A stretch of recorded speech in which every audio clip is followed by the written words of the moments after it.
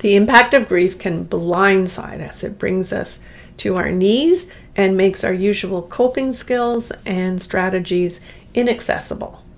Initially, our grief runs on shock, trauma, and often adrenaline. Early days of grief can be very busy, and then grief can get very quiet. And just when we feel that we may have survived the worst of it all, secondary losses start showing up in our lives. What are secondary losses?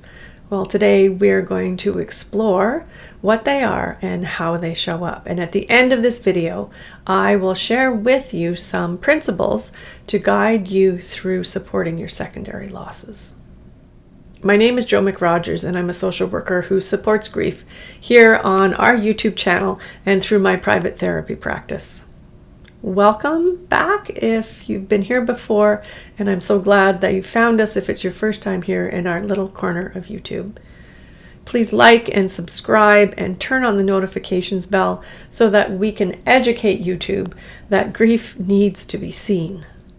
So what is the definition of secondary loss?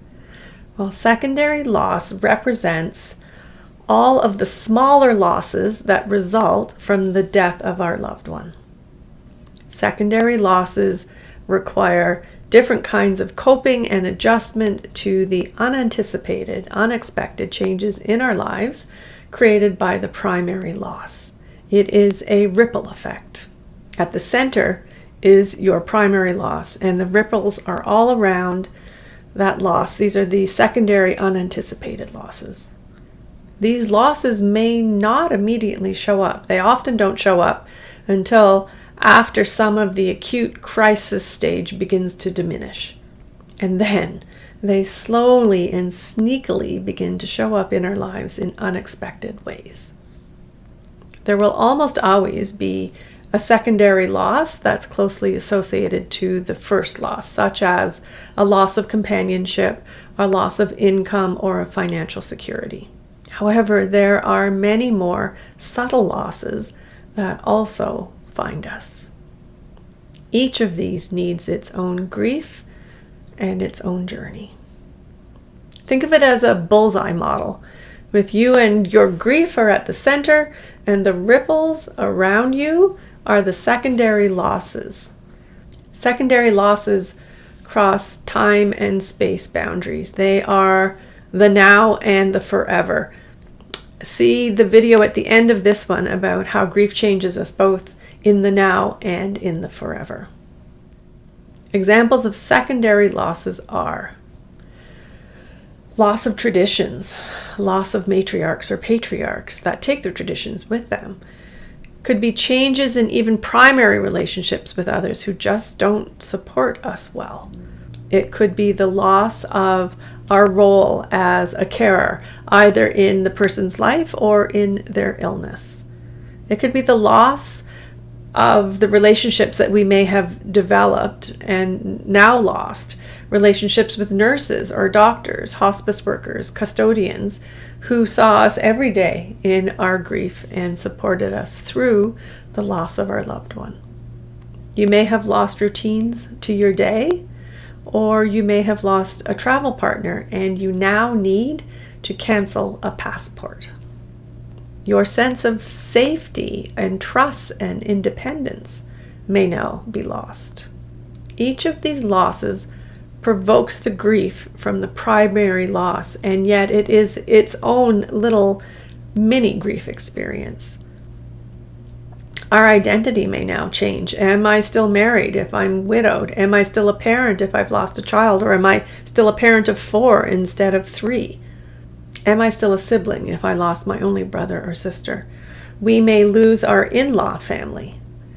Scammers and schemers often see grievers as prey, so is my identity now safe?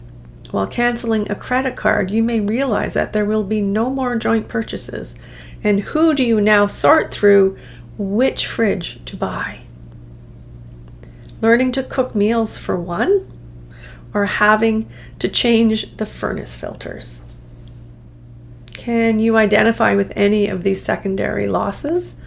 Tell us in the comments below which secondary loss caught you most off guard? All of the matriarchs and the patriarchs in my and my husband's family have all passed, and I struggle to accept the reality that I am now a matriarch. I am way too immature for that role. Grief is so sneaky. Just as you feel that you may be getting your back on your feet, these ripples of the secondary loss emerge to swamp us again. This is a risky, vulnerable place because there is a tendency to minimize the impact of secondary losses because they seem so small in compared to the actual primary loss of our loved one. Secondary losses require time and patience, the learning of new skills and new strategies. New identities and sometimes belief systems will need to be designed and practiced. So here's my suggestion to cope with secondary loss. The model that seems to best support these ripples is a model of grief that was designed by a man named William Worden. Worden introduced the 4 tasks of mourning in his book called Grief Counseling and Grief Therapy.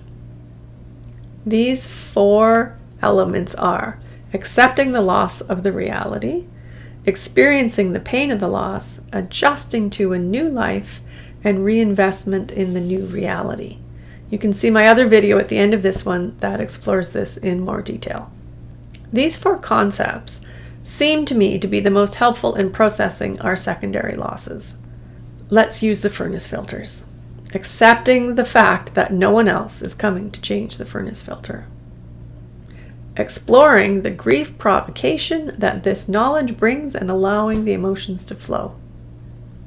Adjusting to the reality that you are now also the furnace maintenance worker. And the last one, investing to create a schedule and supplies to set yourself up for success where the furnace is concerned. If you feel that your grief is just hanging on to you, it can be a very revealing experience to complete your own bullseye diagram. Take a piece of paper and put your loss in the center, and then begin naming the ripples of the secondary loss around you that you are experiencing. Completing this type of inventory can help you to recognize just how much work that you are actually doing. It can help you identify why you can't just move on or bring closure to your grief the way everyone else is asking you to do. Secondary losses extend our grief time span and experience. Secondary losses are often overlooked. Please share any thoughts or suggestions below of how you've coped with your secondary losses. Please like and share this video with anybody that needs to know why you are still grieving. As you recognize and begin to support your secondary losses, I send to you kind thoughts, kind words, and a kind heart. Thank you, and I'll see you again.